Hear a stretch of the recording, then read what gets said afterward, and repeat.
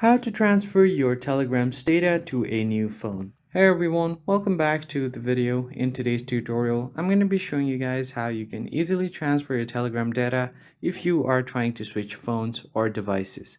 But before getting started, don't forget to hit the like button and subscribe to the channel.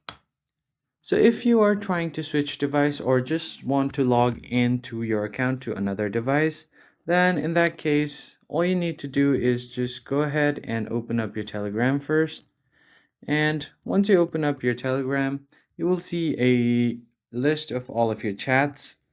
And here on your chats, you just have to make sure that everything is synced. And you don't even have to do that. If you just head over to the settings for your Telegram, you'll still have data and storage. And here, you don't even have to sync anything because Telegram will automatically sync its data. You just have to go ahead and log into your account to a different device.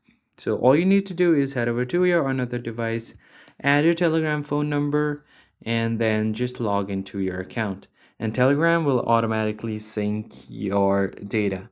Unlike WhatsApp, where you have to back up your data every time you want to switch, in Telegram, you don't have to worry about it. So that's pretty much it, guys. I hope you found this tutorial helpful. I'll catch you guys on the next one.